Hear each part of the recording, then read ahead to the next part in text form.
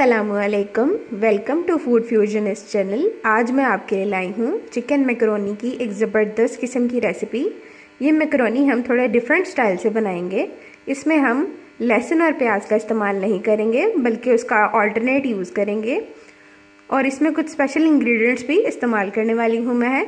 तो वीडियो को एंड तक लाजमी देखा करें ताकि आपको इसके तमाम तर सीक्रेट्स एंड टिप्स का पता चल जाए। इसी के साथ साथ अगर आप चैनल पर नए हैं तो चैनल को सब्सक्राइब कर दीजिए और बेल आइकन को प्रेस करना मत भूला करें ताकि मेरी तमाम तर वीडियोस आप तक पहुंचती रहें। तो चलिए बिना वक्त ज़ाय किए स्टार्ट करते हैं। तो सबसे पहले यहाँ मैं इंग्रेडिएंट्स से स्टार्ट करूँगी। यहाँ पे मैंने 250 ग्राम्स बोनलेस चिकन लिया है, जिसे मैंने क्यूब्स में कटिंग कर लिया है। कुछ इस तरह से आप अपनी मर्ज़ी से जूलियन कटिंग भी कर सकते हैं। यहाँ पे मैंने गाजरें ली थी 4 से 5 अदद, जिनको मैंने जूलियन कटिंग में काट लिया है। 2 से 3 शिमला मिर्च थी, जिनको मैंने बॉक्स कटिंग में काटा है, जिसे हम क्यूब्स कटिंग कहते हैं। आपकी आसानी के लिए मैंने इसे बॉक्स का वर्ड यूज़ किया था। 1 कटोरी मटर लिए हैं। तो लहसुन और प्याज का अल्टरनेट की जगह पे मैं यहाँ पर थोड़ा सा हरा लहसुन ले रही हूँ, जिसका जस्ट मैं ग्रीन पोर्शन ही यूज़ करने वाली हूँ। इसी के साथ साथ हरी प्याज इस्तेमाल करूँगी, इसका भी मैं सिर्फ ग्रीन पोर्शन ही यूज़ करने वाली हूँ।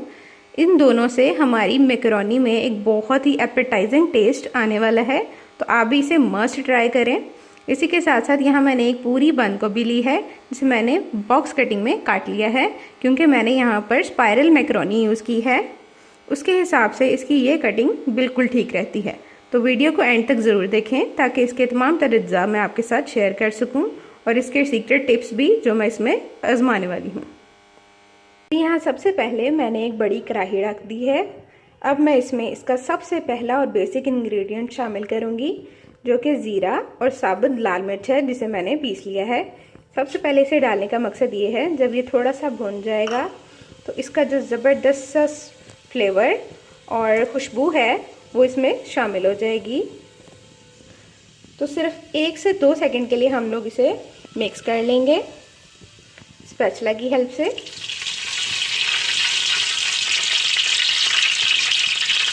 अब यहाँ मैं इसमें चिकन शामिल कर दूंगी और इसे अच्छे से शैलो फ्राई होने तक मैं इसे हिलाती रहूँगी। जैसे ही इसका कलर चेंज होगा मैं अपना सेकंड इंग्रेडिएंट इसमें शामिल कर दूँगी। यहाँ पर चिकन मेरा अच्छे से शैलो फ्राई हो गया है। अब बारी है हमारे नेक्स्ट इंग्रेडिएंट की। अब यहाँ मैं इसमें हरी लहसुन शामिल कर दूंगी।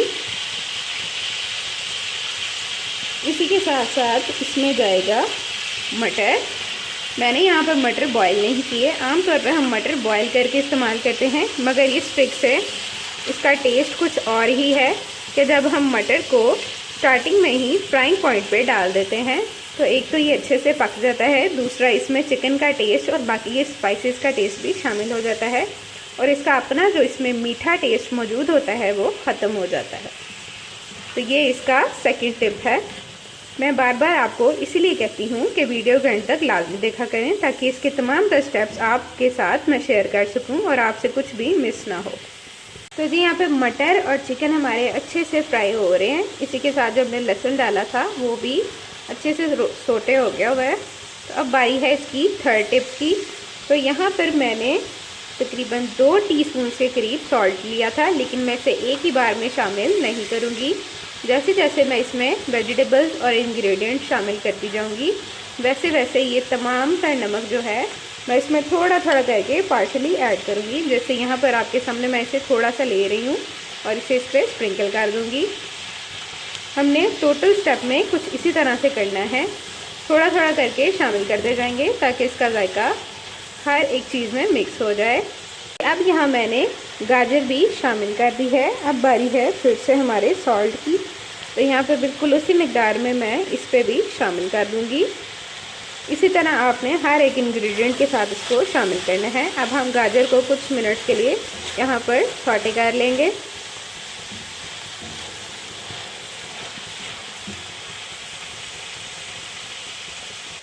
और यहाँ पे हमारे ये तीनों सॉसेस हैं, इनको भी हम एक ही बार में इस्तेमाल नहीं करेंगे। जिस तरह हम पार्शली सॉल्ट ऐड कर रहे हैं इसी तरह इन सॉसेस को भी पार्शली ही ऐड करेंगे।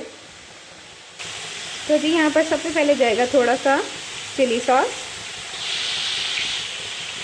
वाइट विनेगर थोड़ा सा, और सोया सॉस। ये तीनों सॉसेस इसी तरह पार्शियली हम ऐड करते जाएंगे और वेजिटेबल्स को सॉटे करते जाएंगे।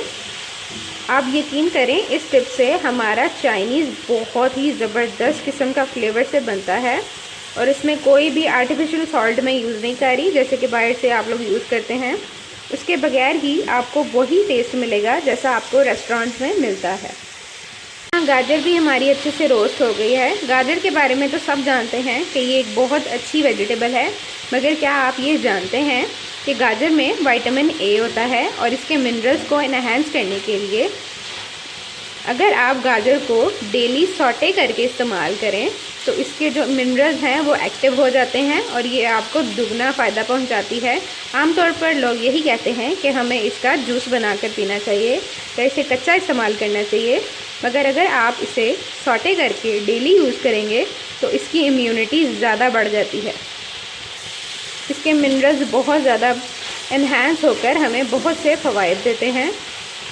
अब बारी है कैप्सिकम की, तो वो भी मैं इसमें शामिल कर दूंगी। तो यहाँ मैंने कैप्सिकम भी शामिल कर दिया है और इसी क्वांटिटी में सॉल्ट भी, इसी के साथ साथ हमारे सॉसेस।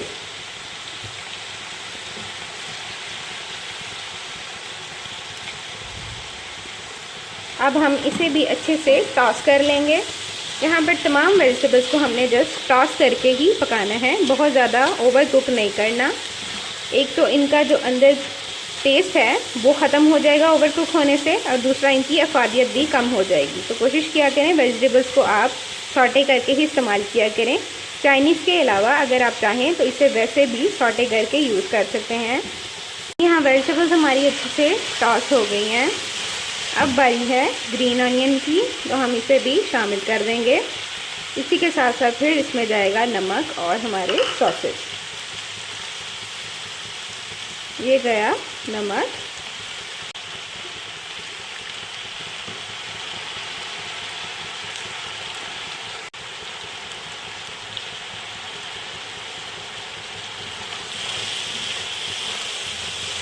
इसी तरह अच्छे से हम इसे टॉस करते रहेंगे। नमक आप यहाँ पर ज़रूर चेक कर लीजिएगा, अगर आपको ज़्यादा महसूस हो तो आप इसे कम भी कर सकते हैं। यही फ़ायदा है कि हम इसे पार्शियली जब ऐड करते हैं तो हम इसे टेस्ट करके अपने टेस्ट के अकॉर्डिंग सेट कर सकते हैं। ज़रूरी नहीं कि पूरे 2 चम्मच ही शामिल किए जाएं। जहां आपको अपना टेस्ट मिल जाए, एक्यूरेट हो जाए, वहां आप नमक को शामिल करना बंद कर दें। तो जी यहाँ हमारी बाकी की वेजिटेबल्स अच्छे से टॉस हो गई हैं। अब बारी है last but not the least item, cabbage. इसे भी मैं इसमें शामिल कर दूंगी सारा का सारा। आप यहाँ देख सकते हैं कि मैंने इसे रफली कटिंग किया है, क्योंकि जब कैबेज को रफली कटिंग करते हैं तो इसका टेस्ट कुछ और ही होता है। तो as per taste adding the salt and the remaining spices. इसी तरह विनेगर, चिली सॉस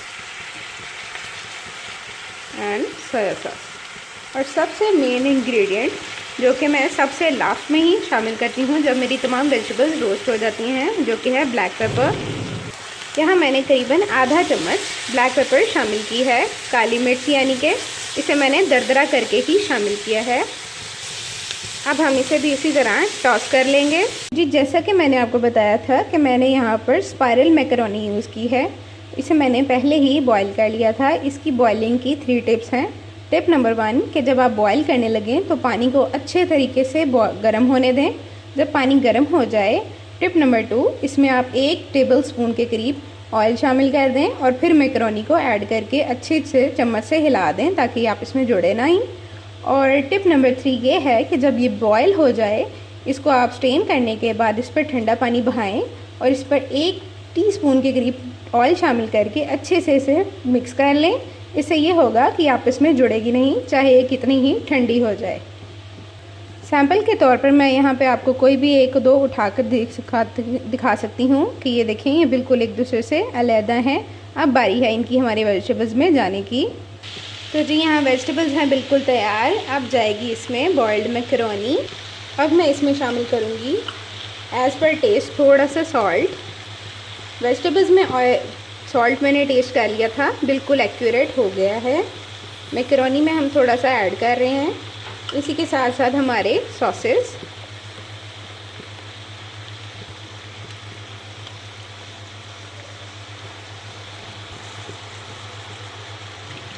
और सबसे लास्ट पर मैं यहाँ पर नमकदानी की मदद से काली मिर्च को कुछ इस तरह से स्प्रिंकल कर दूँगी ताकि हर जगह फैल जाए। कुछ इस तरह से, बहुत ज़्यादा हमने शामिल नहीं करना क्योंकि हमने इसे पहले भी शामिल कर दिया था। देखिए बहुत ही ज़बरदस्त और एपेटाइजिंग लग रही है। अब हम इसे अच्छे से टॉस कर देंगे। तो जी यहाँ पर हमारी चिकन स्पाइरल मैकरोनी हो गई है बिल्कुल तैयार। अब मैं जस्ट इसे 5 मिनट के लिए दम पर रख दूँगी ताकि तमाम तर सॉसेस और सॉल्ट्स वगैरह का जो टेस्ट है वो इसमें अच्छे से मर्ज हो जाए। और फ्लेम को मैं बंद कर दूँगी। जस्ट 5 मिनट के लिए हम इसे कवर अप कर देंगे। और जी यहाँ 5 मिनट के लिए मैं इसे कवर अप कर दूँगी। ठीक 5 मिनट बाद हम इसका ढक्कन उठाएंगे और इसे डिश आउट करेंगे। तो जी यहाँ पे हमारी चिकन स्पाइरल मैकरोनी हो गई है बिल्कुल तैयार। रेसिपी पसंद आए तो लाइक शेयर सब्सक्राइब करना मत भूला करें और अपना प्यारा सा कमेंट सेक्शन में ज़रूर दिया करें। इसी के साथ साथ ज़रूर बताइएगा कि आप में से पास्ता किस किस का फेवरेट है। तो इसके साथ मैं आपको इसकी मज़ीद डिफरेंट टेस्टी रेसिपीज़ भी शेयर करूँगी। मिलते हैं नेक्स्ट वीडियो के साथ। जब तक के लिए अल्लाह हाफिज़, अल्लाह निगहबान।